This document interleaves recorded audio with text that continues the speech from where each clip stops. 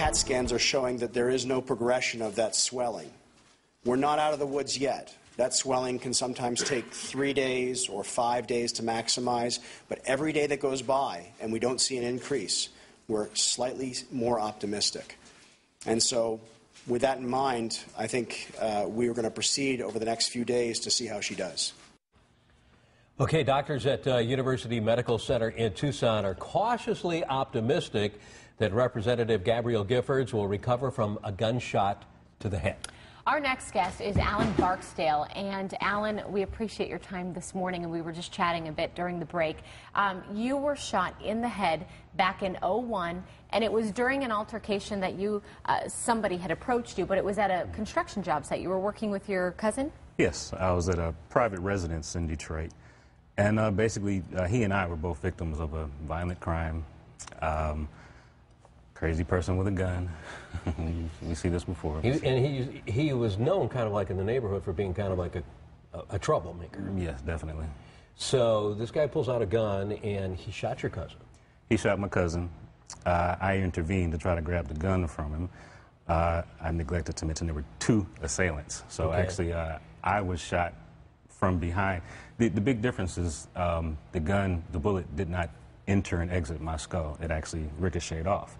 Okay. However, I sustained 4 other skull fractures during the same incident.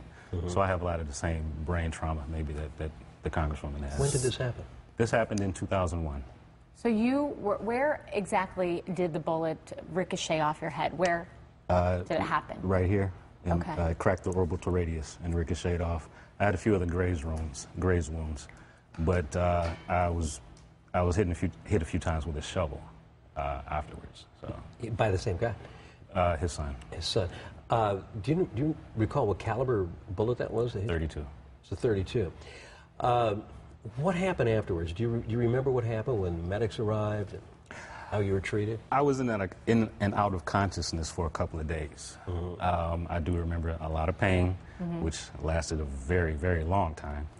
But I had brain swelling for a couple of days. I was in ICU for a short time. And once you said you had brain swelling as well, and that's always something they worry about whenever there's trauma to the head. Once you were stable enough to leave ICU, what was the rest of your care like? What happened after that? Well, I had a lot of symptoms. I had hyperphagia, hyperesthesia, I'm sorry, which is basically your nerves can't process the signals correctly. Mm-hmm. And like if a feather had dropped on my neck, it would have felt like it was a flame. You know, wow. So the nerves just don't know how to process the information they're receiving and sending it back to your brain. So what did they do to help with that? It was actually just recently.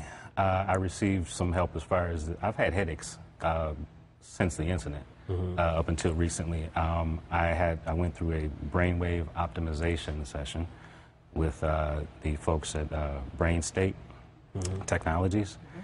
and it basically rebalanced the signals from the left side and the right side so that the pain receptors are now receiving something closer to the signal that they should receive. So the level of pain that I had was really severe for the last 9 years, but there's been about a 50% reduction in pain recently, and I'm still recovering. I notice differences every week. Well, I was about to ask you, how long did it take you to recover, but you're still recovering. I do feel like 9 years later. Yeah. And dealing with the incident, not only physically has it taken this long to just get to where you are now, even though you're not fully recovered, mentally, I'm sure it's an ongoing process as well. Especially when you have chronic pain, there is a mental and emotional issue issues that you can't avoid. Mm-hmm. All I can say is that you have to have a good support system, and the Congresswoman is going to go through that for the rest of her life. You can't forget that. But how she's going to, be able to grow from it and heal is going to be the question. Well, here we are 9 years after your incident, and you moved here, obviously, from Detroit.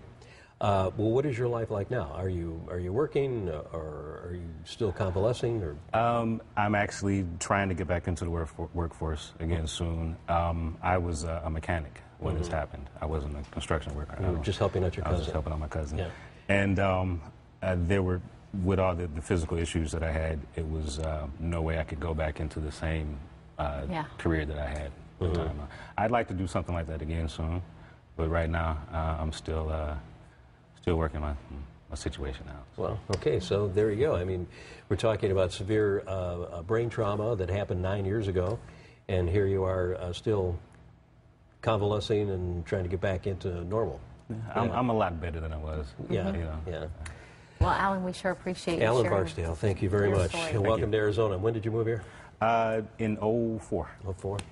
That's been better than Detroit, hasn't it? Yeah. Oh, yeah. A lot better. A lot better. Yeah. All right. Well, thank you. Thank you. Thank you. Best of luck for the rest of your process that you'll go through. No, thank you very much. Get myfoxphoenix.com on your iPhone free at the App Store and stay connected.